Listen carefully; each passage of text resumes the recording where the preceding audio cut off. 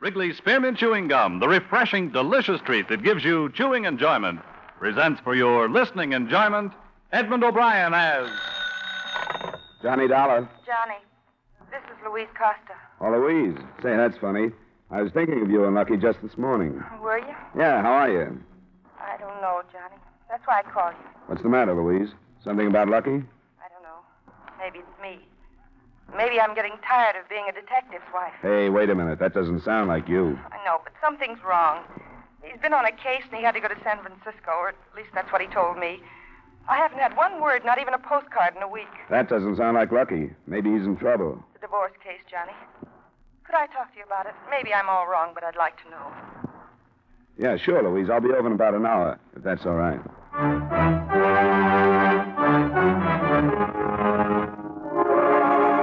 The makers of Wrigley's Spearmint Chewing Gum bring you Edmond O'Brien in another adventure of the man with the action-packed expense account, America's fabulous freelance insurance investigator. Yours truly, Johnny Dollar.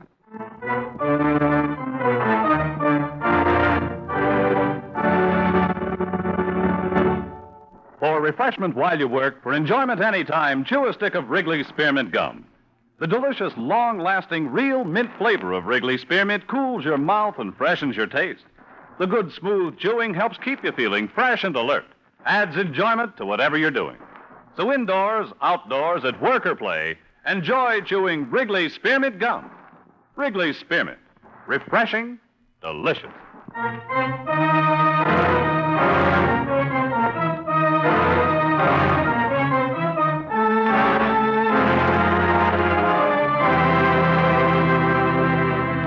Expense account submitted by Special Investigator Johnny Dollar to New York Police Department, Attention Homicide Bureau. I in no way expect you to honor this statement, but for the sake of convenience, I'll use my regular report form. The following is an accounting of expenditures during my investigation of the Lucky Costa matter. His real name was Frank Costa. I don't know where he'd picked up the Lucky tag, but he'd had it 5 years ago when both of us were on the payroll of one of the big detective agencies. He opened his own office at about the same time I went into insurance. I got to know him and his wife well, but not intimately, and I liked them both. So when she phoned with worry in her voice, I went over to see her. In a way, I wish I hadn't. Now that you're here, I feel kind of silly and embarrassed. Well, you don't have to talk about anything you don't want to, Louise. Why don't we go to dinner and a movie and forget the detective racket for a while? That doesn't work. I've tried it. Johnny, it's not only this week that I haven't heard from him. Lucky's changed. How? Well, it's nothing I can explain to you. If you'd seen him every day, you probably wouldn't have noticed anything, but it's something that a wife could see. Thing with his eyes when he didn't know I was looking at him.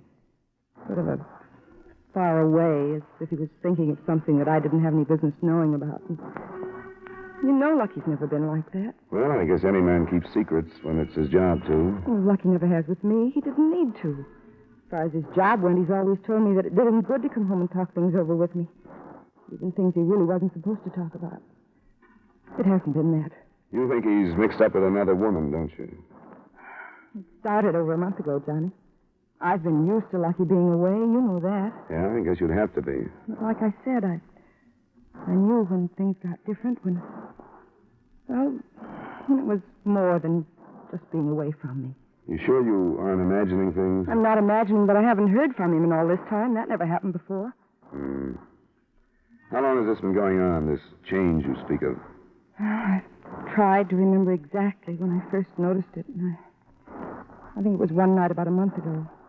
I asked him what he was thinking about, and he sort of came to and said something that I don't remember now. Did you press it any further? A couple of times, and then I didn't anymore. Because it made me think he was hiding something from me, and I didn't want to think that. I kept telling myself that everything was all right. But now I know it wasn't. Was he on a case a month ago? Well, he was tracing some phonies. It doesn't have anything to do with work, Johnny. I know that. He'd traced phonies before. He'd done everything before. It wasn't work. Well, I don't have a wife's viewpoint, but I know Lucky pretty well. Some things about him I know better than you do. It seems to me that if he was going to go wrong with a woman, he'd have done it a long time ago. We met some, you know. Yeah, I've heard. Does his brother still live here in town? Yes, but I haven't phoned him. Same address on Broad, wasn't it? Yeah. Are you going to see him? Yeah, I thought I might. You want me to check on Lucky, don't you? I don't know what I want. Yes, I want to find out. All right. I think his brother is the best place to start.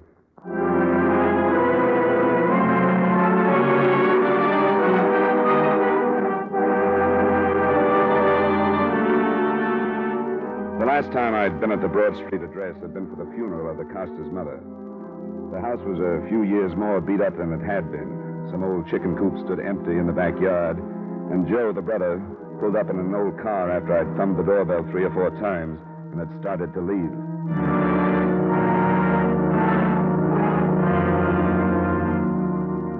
I took the wife and kids over to the park so I could have some peace for an hour or so. Yeah, I almost missed you. I'm glad you didn't, Johnny. It's been a long time. How've things been going with you? Fair, Joe. You? A guy can make a living. But making it go far enough is another story. Hey, come in the house. Sure, thanks. I'm working over at Bricker's now. It's a better spot than the old job. Had one raise already and got another one coming up. Yeah, that sounds good, Joe. You still doing the same thing? Yeah, still following people. You, see much of Lucky anymore? No, not for 6 months anyway. As a matter of fact, I came here to talk to you about him. Yeah? What about him? Well, I wondered if you'd spoken to him before he left for San Francisco last week. No. I talked to Lucky for the last time, as far as I'm concerned. That was about a month ago. What's the matter? Thought you two were okay, that you got along all right. You're a pretty good friend of his, aren't you, Johnny? Well, you know how it was. He and I just fell together when we were with the agency. Yeah, we're good friends. Maybe I see him only twice a year, but he's almost the only guy I've held on to. Did he ever tell you about his first wife? He was married before? Yeah. Did he ever tell you about the year and 6 he spent in prison? Joe, are you serious? Yeah. That's the way Lucky is. He don't let his friends know anything about him that he don't want them to know. He's always been like that. There's always been 2 sides to Joe. One that you know about and one that you don't. What about this prison term? It was grand theft. It was over this girl that he married, his first wife. He stole some furs for her. How long ago? 12, 15 years, I guess. Well, we're still living in Brooklyn.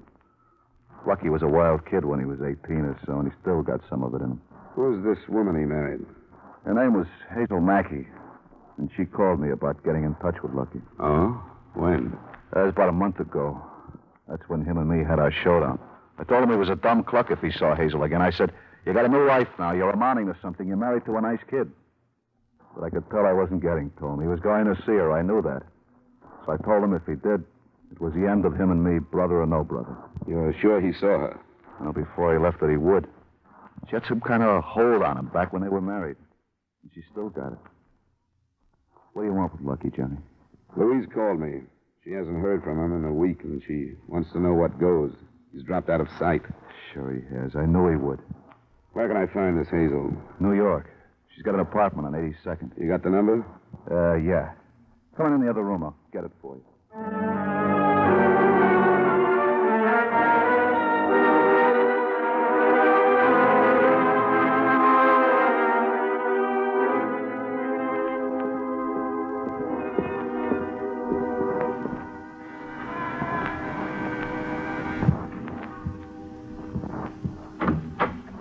This Hazel Mackey?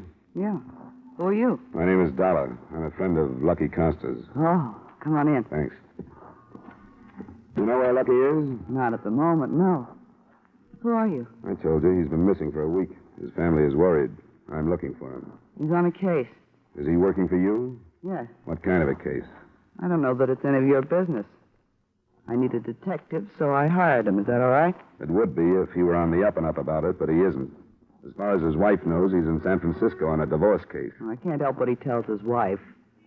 How did you get here? His brother told me about you. I guess his wife doesn't know. I guess that's why he told her he was going to San Francisco. You know where I can reach him? No, not for a while.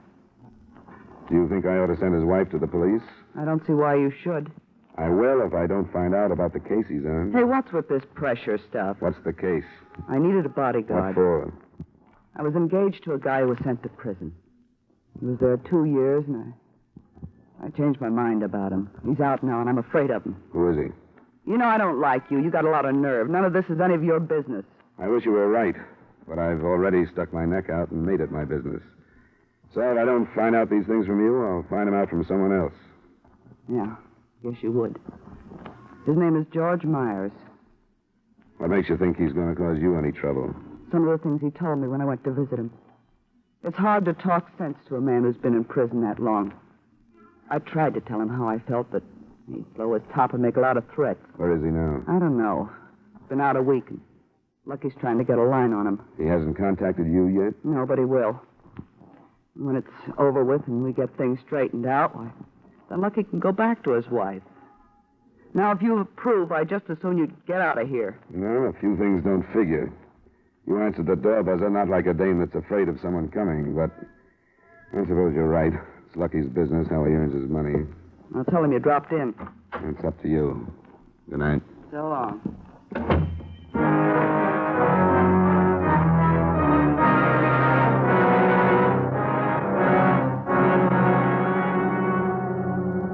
I put off telling his wife for 2 days because I didn't know how and because I didn't think it was up to me to tell her things she never knew about her husband. But on the third morning, it broke. The story made page 1, part 2 of all the New York dailies. The body of ex-convict George Myers had been found the night before. He'd been shot to death by what they called an unknown assailant.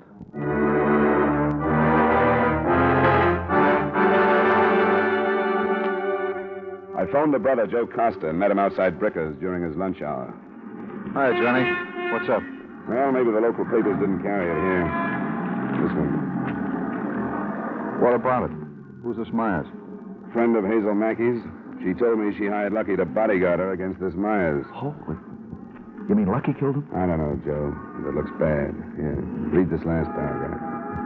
Myers went to prison on a robbery rap, but the money was never recovered. There's $200,000 floating around, Joe. I can't help wondering if this Mackey woman hadn't her finger on it. Why do you have to tell me this, Johnny? Because I couldn't carry it myself. I talked to Hazel. What she tells me puts the finger on Lucky. I wanted you to know because I'm going to have to go to the police with it. This is going to kill Louise. You know that. What can I do, Joe? Well, it seems to me you could stop playing hero. Now, wait, Joe. You don't have to run to the police. If Lucky did it, let them find out. You don't have to tell Joe. them. Not for that no-good Lucky, but Joe, for Louise. Joe, listen to me. If they get to Hazel Mackey and she tells them about talking to me, then what happens? Then I'm in trouble. I can't afford that, Joe. I've got to stay clean with the police. Sure, stay clean, no matter what it does to Louise. That's the way it is, then, huh? I didn't ask to get mixed up in it. I didn't tell Louise what I found out about him, but it's out of hand now, Joe, and there's nothing I can do. Go ahead, then. Go ahead. Maybe some nice fat cop will pat you on the back. Joe! Joe! It's a sour racket.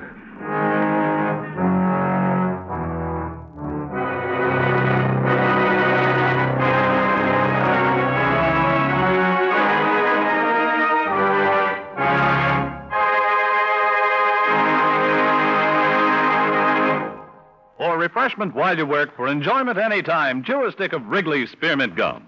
When your mouth feels dry, when you're warm or tired, Wrigley's Spearmint is really refreshing. The lively, full-bodied, real mint flavor cools your mouth, moistens your throat, freshens your taste. And the chewing itself gives you a little lift, helps you feel your best and do your best. So for chewing enjoyment plus pleasant refreshment, chew delicious Wrigley's Spearmint Gum.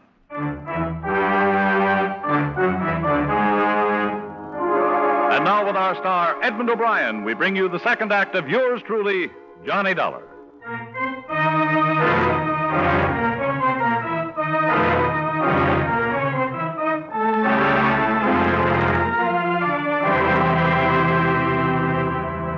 I left Hartford for New York on the 110 that afternoon. When I got there, the later editions reported the usual rounding up of known criminals who were being grilled about the Myers shooting. And the closer I got to the apartment on 82nd Street, the rottener the whole thing looked to me.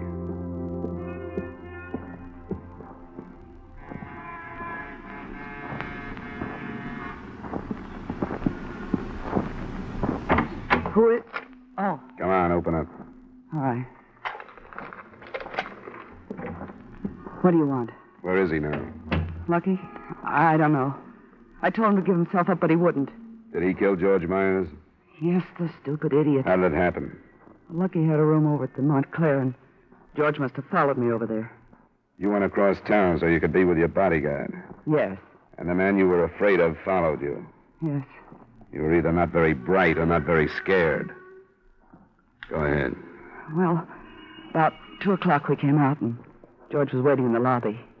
He followed us out on the street and started swearing at us. He took a swing at me, and then Lucky tried to stop him. He pulled a gun out of his pocket, and that's when Lucky shot him. That all sounds very neat. What do you mean? Sit down. I've got a theory that I'll try out on you. When I get close, tell me. The $200,000 that never showed up after George Myers' arrest.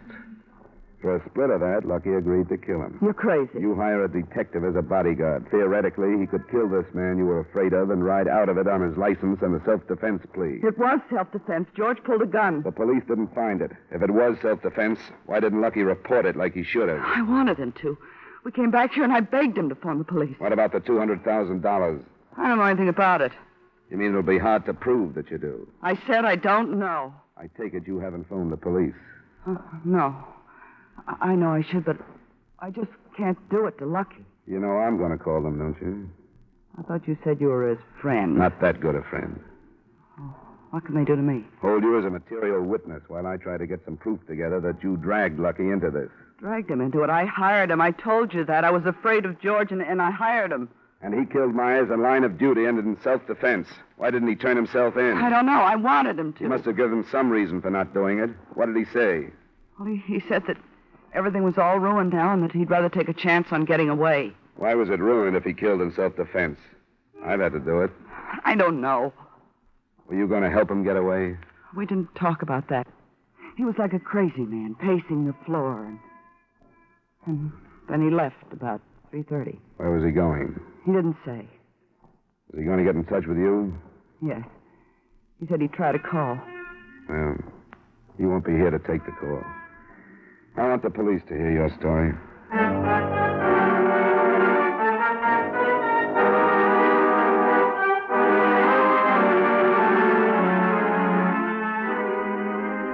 The officer who answered my call was Lieutenant Carl Belder. 2 uniformed men who were with him took Hazel Mackey back to headquarters, and he listened to my theory. We searched the apartment without finding proof of her holding any amount like $200,000. She had a small savings account, a small checking account, and a stub showed that she had paid Lucky Costa a week in advance. We waited the rest of the afternoon for Lucky to call, and he finally did an hour or so after dark. Go ahead, Dollar. That might be him. Johnny Dollar. Who? This Lucky? This is Johnny Dollar. Don't hang up, Lucky. Why should I hang up? Hiya, Johnny. I'm all right, Lucky. How are you? Fine. Yeah, I can imagine. What was the matter with you? I don't have the slightest idea what you're talking about. How about you explaining yourself? What are you doing in my girl's apartment? She's not lonesome. She's down visiting New York's finest. Why don't you use your head and come on in, Lucky? You kidding? I like it where I am. You still figuring on trying to run out? Sure, it's worth a chance, don't you think, Johnny? If you killed Myers in self-defense, why don't you play it that way? Having this call traced, Johnny? I hoped we wouldn't have to play games like that. I thought if I could talk to you, you'd come to your senses. Can I meet you someplace where we can talk it over? No, thanks. You're a good guy, Johnny, but I think you might sell me out. You've already been sold out. What's the matter with you? You know, if positions were reversed, I'd give you a hand. I wouldn't ask you to. Anybody gets himself in a mess like you're in shouldn't expect help. Now use your head, Lucky. Let's get this over with. Sure, I'll meet you in Times Square. New Year's Eve, Johnny. Lucky? He's gone. You know him better than I do, but don't you think you pressed him a little too hard? Wouldn't he have believed you if you talked like you were going to help him? No, he knows me better than that. Well, it's a tough spot, Dollar. An old friend like that. Well, he's still in New York. He won't get out now, will he? Well, everything should be covered by now. Do you know him well enough to guess what he'll try? I don't think so, because a killer isn't the guy I knew. His clothes are still in the hotel room. I don't think he'll try for them now. He's got about $200 in his pocket. I don't have any idea what he'll try, Lieutenant. I guess all we can do is wait.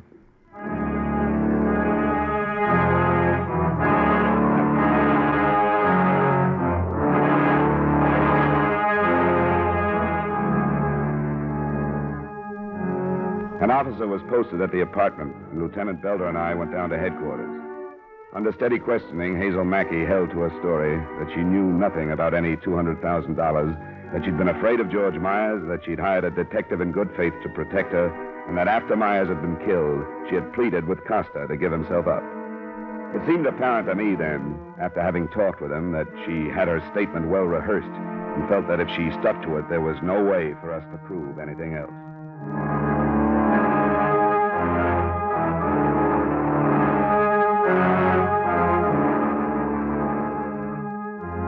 I stayed in New York that night and the next, waiting for something to break. When it came from Hartford. Joe Costa wanted to see me as soon as possible.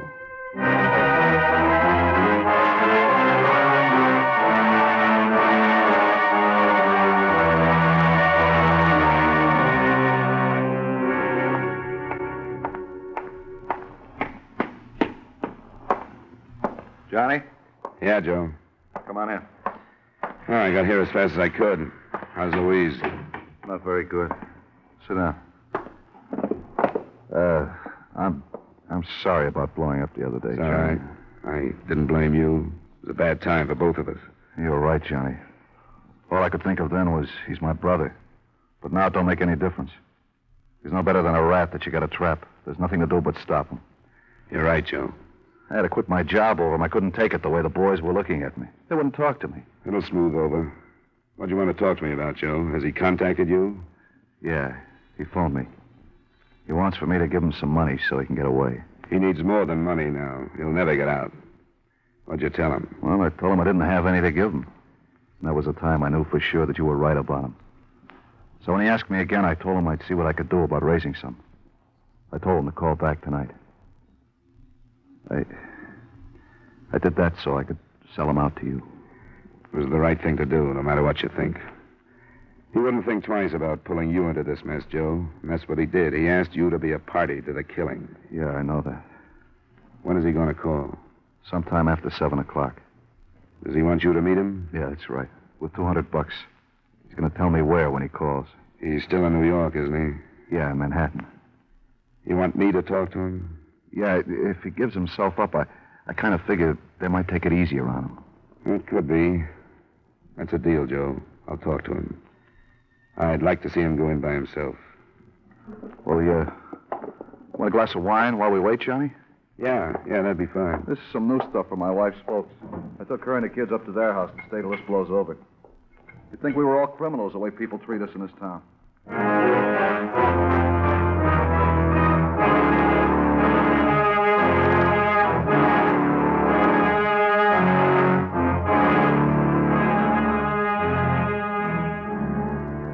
The call came in about 8:30. The meeting place was a flat near the Bowery. The time was about 10 the following night. I was there at 5 minutes after.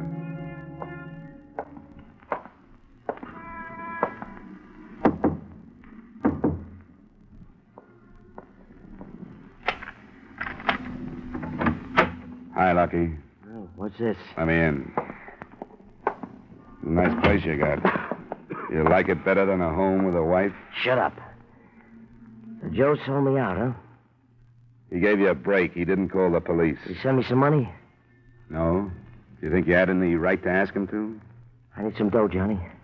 I'm running short. What about your girlfriend? You can shut up about that, too. A double cross, Lucky, huh? Yeah. Yeah, double cross. A real good one. I got no beef coming.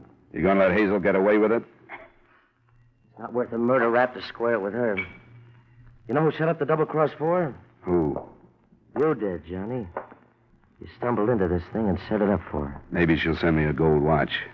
I saw her 3 days before you killed him, Lucky. If you knew I stumbled in, why didn't you pull out? She didn't tell me about you until after I killed him. Oh, that's the way it went. Yeah. One little thing Hazel forgot. And she hoped it wasn't important. She hadn't wanted to bother me with it. But a friend of mine acted like he was suspicious of what we were doing. All it did was blow the whole thing sky high. I was going to cop a self-defense plea, but with you around, sniffing out the premeditation, I didn't have a chance. That's tough, Lucky. I'm sorry it didn't work out for you. Get off, will you? I came into this with my eyes open. I know what kind of an operator she was. I'm not beefing. There was a chance to make $100,000, so I took the jump, so I lost. What now, Lucky? I was going to ask you. You want a drink? No, thanks. Won't drink with me, huh? Not right now, Lucky. Afraid I'll slip you a Mickey? I wouldn't put it past you if I was in your way. You are in my way. Aren't you, Johnny? Everybody's in your way now, the whole world. You can't make it, Lucky. You won't get out of town. How much you got says I won't. Start making sense. You've been on the right side of enough of these things to know you're finished right now. No, I'm not. I want you to get a shirt and tie on, make yourself look halfway human, and go to headquarters with me. They may give you a break if you give yourself up. Save it. Quit talking about it. What are you going to do? I'm not sure now that Joe sold me out. I'm in a bad spot, Johnny. I know that. I'm not ready to quit yet. Joe didn't sell you out. He wanted to give you a chance to give yourself up just like I do. We're still your friends, Lucky. We can't stand by you if you won't do the right thing. Then I'll go it alone. When? What do you mean by that? What do you think I'm going to do, Lucky? Sit here with you until you get ready to leave? I sort of hope you would. It'd make it easier if you did. Well, I can't. I came here to give you a break. I've made my offer. Come with me. Give yourself up. Oh, I can't do that. Well, then I'm leaving. I'm telling the first cop I see to come and get you. You're going to put a gun on me, Lucky? Yeah. I can't let you leave. Then you'll have to use it. You want me to come up a coward in front of an old friend like you? I'm sorry, Johnny. You got nothing to lose? You won't get blamed if I get out of here. I can't let you, Lucky. I'm not bluffing. I'll have to see. I'm leaving. I'll ask you once more to go with me. Don't try it, Johnny. I'll kill you if you start for the door. That's your privilege, Lucky, because you're already a killer. Johnny. Yeah? I'm telling you, don't. Johnny, I'm telling you. Johnny, I told you.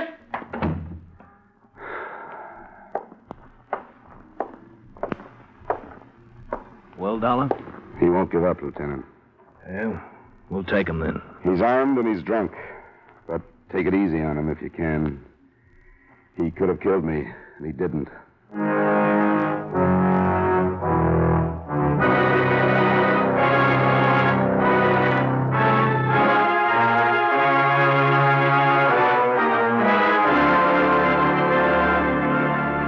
I realize that the confession as set down in this report is worthless as evidence, and as far as proof goes, you are still unable to charge Hazel Mackey for her part of the conspiracy. But after Frank Costa died trying to fight his way out of the flat, I want to suggest that she be picked up again and grilled until she breaks. She's as guilty as he was. Yours truly, Johnny Dollar.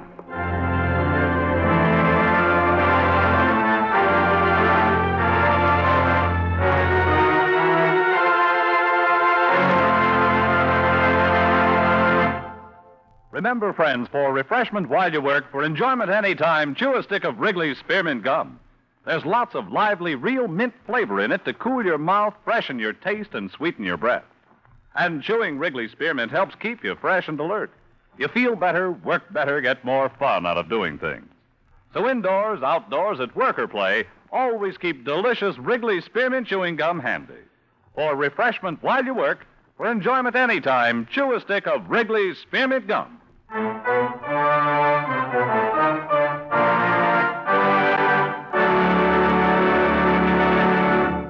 Yours truly, Johnny Dollar, brought to you by Wrigley's Spearmint Gum, stars Edmond O'Brien in the title role and is written by Gil Dowd with music by Eddie Dunstetter.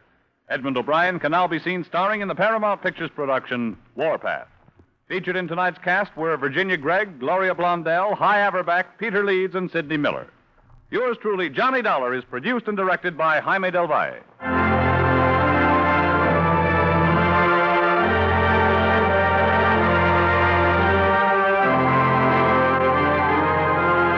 The makers of Wrigley's Spearmint Chewing Gum hope you've enjoyed tonight's story of Johnny Dollar and that you're enjoying delicious Wrigley's Spearmint Gum every day. We invite you to join us next week at this same time when, from Hollywood, Edmond O'Brien returns in another adventure of... Yours truly, Johnny Dollar. Bob Stevenson speaking. This is the CBS Radio Network.